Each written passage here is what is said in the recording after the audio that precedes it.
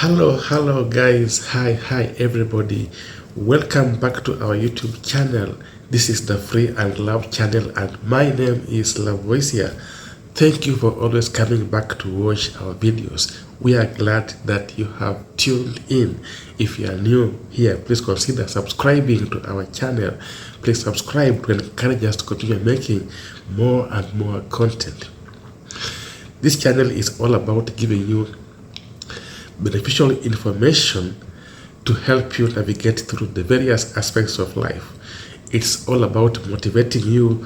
It's all about encouraging you to achieve the highest level in your career, in your life, in your marriage, in your family.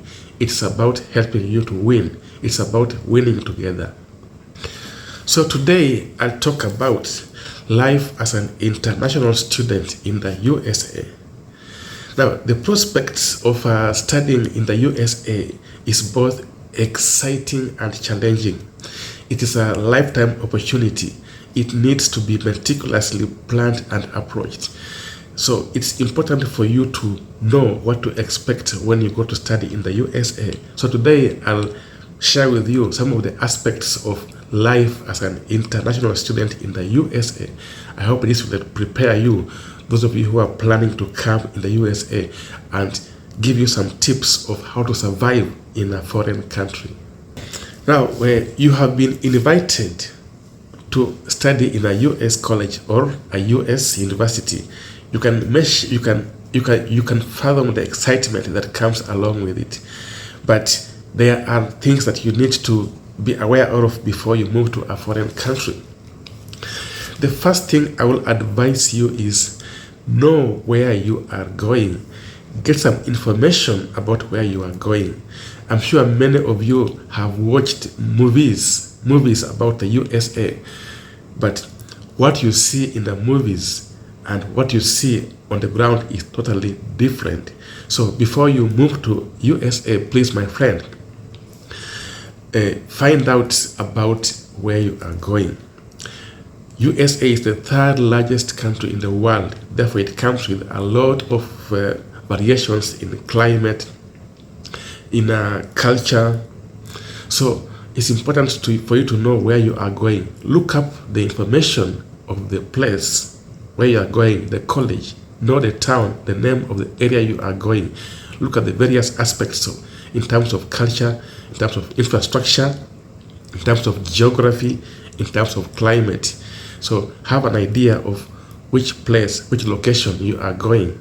If you know where you are going, you can pre-plan the type of lifestyle you are going to live in terms of clothing, in terms of food, in terms of accommodation, in terms of transport. You'll have a rough idea of what to expect when you go there, and you can plan accordingly.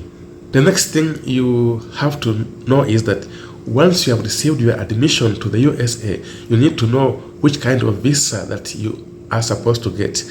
Now, there are two major types of visas for students in the USA.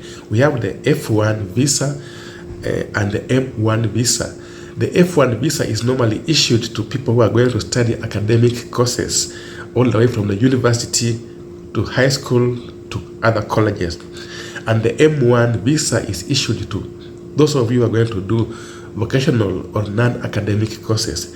Now, you need to know the procedure of applying for a visa. Basically, the procedure is simple. You have to fill out the DS-160 form online. You have to upload your photo. You have to get your finances in place. You have to pay the visa interview fee. You have to go for the interview. Then you have to fly. You have to get your ticket and fly to the USA. So you have to know the procedures that are involved in acquiring your visa. The first encounters that you meet when you reach or land in the USA is a feeling of everything is different. If you're not careful, you get a feeling of disorientation, a feeling of you're like lost, loneliness. That is called culture shock, and you have to learn to adjust to it.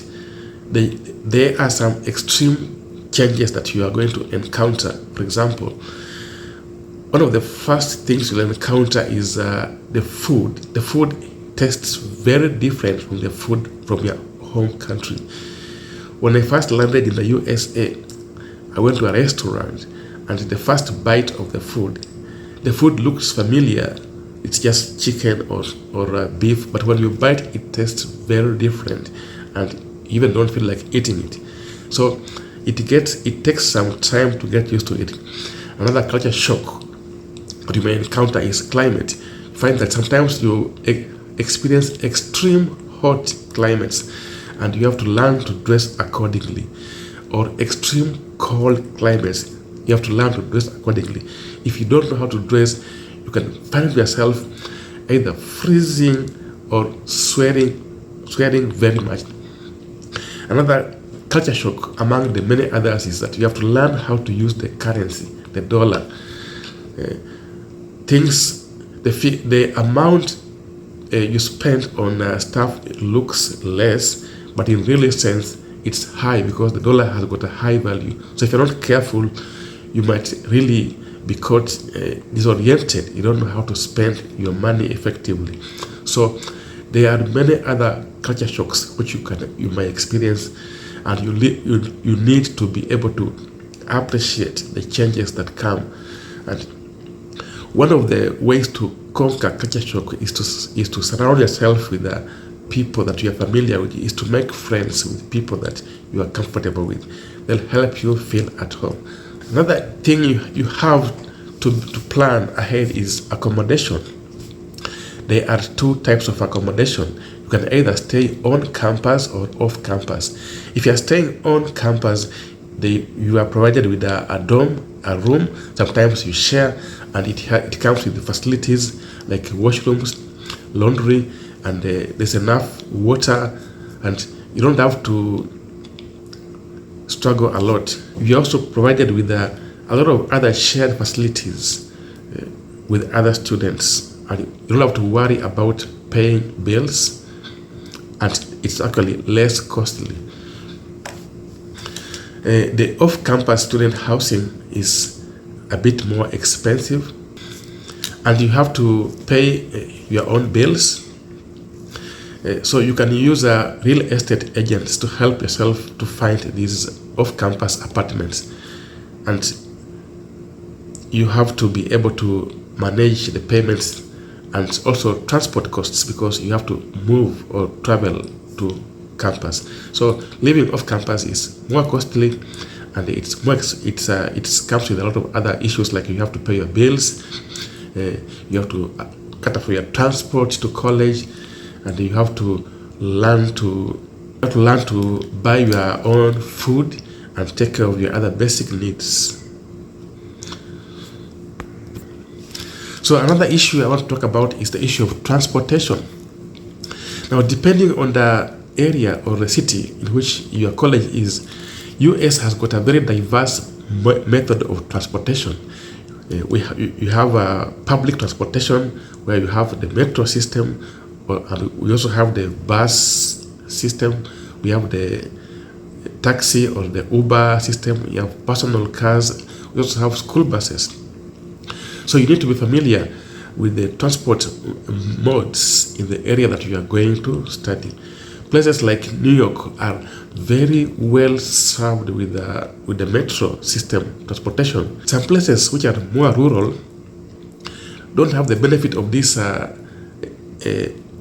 organized transport, public transport system. So if you are living off campus, you'll have to use a car to get to the campus. And buying a car in the USA for a student is very costly, because apart from just taking care of the fuel and taking care of the insurance and taking care of the taxes, they are also very expensive to maintain, because they have to be serviced, have to be inspected. So it might not be in your good interests to buy a car, but a bicycle can also come in handy. Some universities also have got buses which can ferry students from the apartments to the college. If you are living near the college, walking might be an alternative. So next I'll talk about expenses. Now USA is a very expensive country to live in, and you have to be able to plan your finances well. There are several aspects, there are several things that can help you to save money. For example, cooking at home is better than buying food outside. Using public transportation will be cheaper than using a car ride or using Uber. Some of the things you can find yourself spending money on include groceries, if you're living off campus, electricity, the telephone bill, things like medicine and other expenses, clothing and entertainment, and many others. Now, on the side of clothing, I advise you that in the USA, you wear the clothes that you are comfortable with. It's not about cost of clothes. It's not about looking elegant. It's all about being comfortable. USA has got a very unique dressing culture. You'll find that people dress very casually. There is no much emphasis. People don't emphasize more on looking elegant, but they like being comfortable. Find people dressed in jeans, shorts, t-shirts, and they're going to work. So buy your clothes in a store which is affordable. Nobody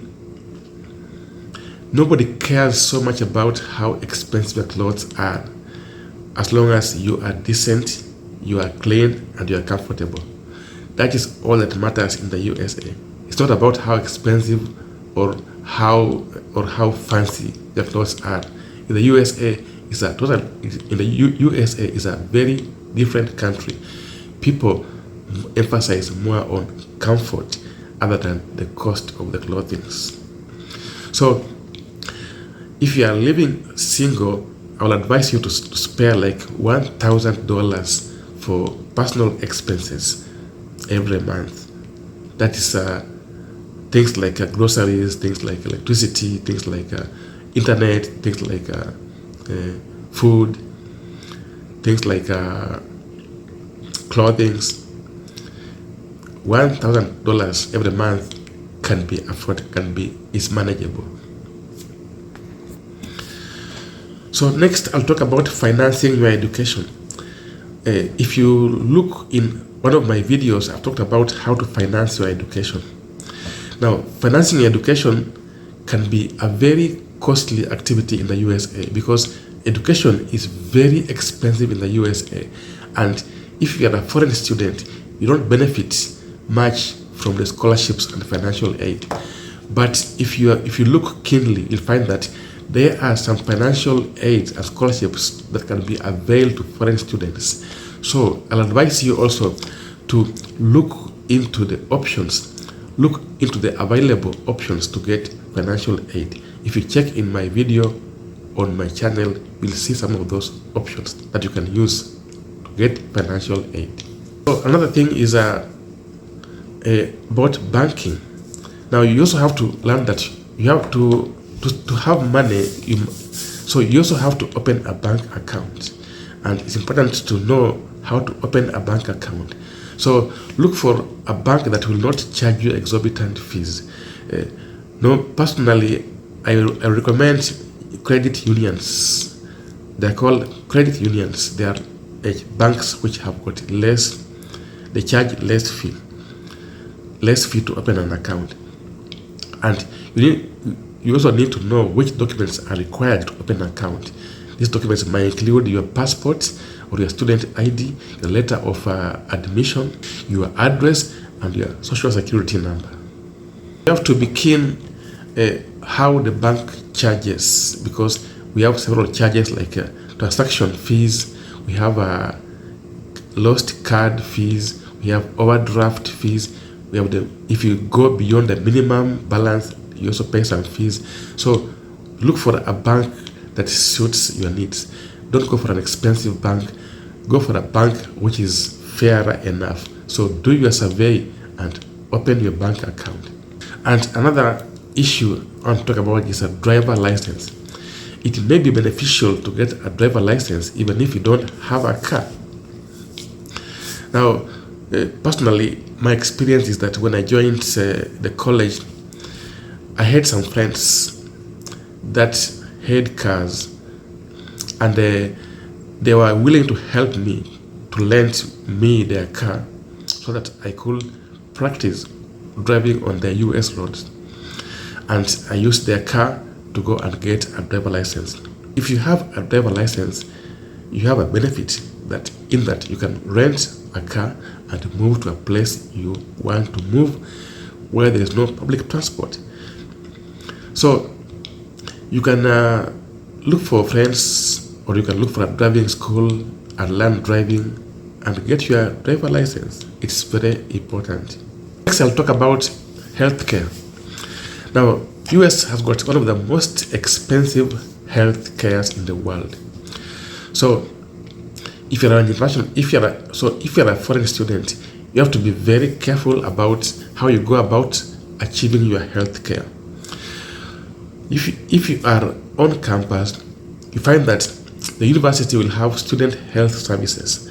Make use of those because those will give you cheaper services.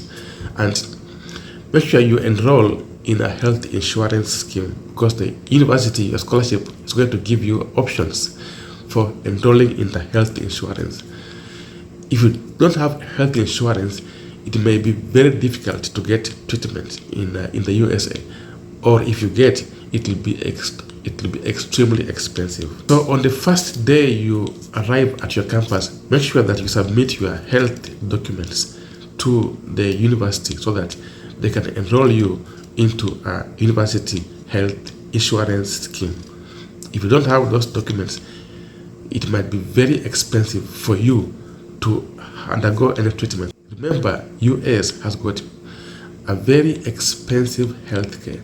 You cannot manage to pay your healthcare without having insurance. So you just have to get your medical insurance right on day one. Lastly, I'll talk about employment. Now, if you are a foreign student in the USA, there are several restrictions on where to work and when to work and which types of jobs you can do. Now, if you're an F1 student, you can work on campus up to 20 hours during school time and 40 hours or full time during summer time. And the jobs you can do are limited. You cannot just do any job. You must do jobs which are approved by the university. So if you have an opportunity, make sure you look for these jobs because they're going to be very important to support you financially. So I have a video which I have uploaded on my channel about how to find employment as a foreign student. Make sure you go and check out that video. It will help you to be able to know how to go about getting employment. So lastly, I'll talk about the academic system in the USA. Now, the US has got a very elaborate grading system for students. There is no room for sleeping. If you come here, you have to study. Remember that the main reason why you came to the USA was to study, unless of course you came with another visa. Just to give you a brief overview, the USA, A is 90 to 100%, and B is 80 to 89%, and C is 70 to 79%. And there is no room about it. That is it. And students get those grades. A's is 90, B's are 80s. You have to study very hard. Revise your notes, ask questions, go to the library, do your research. Before you go to class, take your time to look at the day's topic, read about it. When you go to class, listen to the lecturer attentively, take your notes, ask questions, and after class, read your notes very well. And if you have any problem or any question, ask the lecturer at that time. Now, don't wait until the test time for you to study. And the USA system is that the tests are continuously being offered, and the final exam might just account for only 30% of the grade. The other 70% is continuous assessment tests. And if you don't make it to a passing grade in the CATs, you might not make it in the final exam. So don't waste your time. Read, study, revise, and pass those exams. And the students here are not joking. They pass, they get those 80s and 90s. And if you get a C in the USA, it's like a fail. So anything below 70 in the USA, it is not a grade that's worthy looking at, because people look at only B's and A's. That's the situation. That is the life here. So if you come to the USA, you have to be prepared to work very hard. There's no room for failure. So at the end of the day, you have to pass your exams, so you get used to it and life continues. So if you come to the USA as a student, make sure that you do what you came to do, work hard, study, and pass your exams. And if you pass your exams, there is something better waiting for you outside there. You get your job, and you get to earn your money, and you get to help your people around you. So it's a very blessed, so it's an opportunity that when you get it, you make use of it, and it will work out the best for you and your family. So I hope I was able to talk to somebody, encourage somebody, and motivate somebody. If you are planning to come to the USA, make sure that you observe all the things I've talked about, and your life is going to be successful. So thank you very much for watching and listening to my video. And if this is the kind of content that you like, I would like to encourage you to please consider subscribing to our channel, so that we can give you more and more content. So till we meet again next time, bye.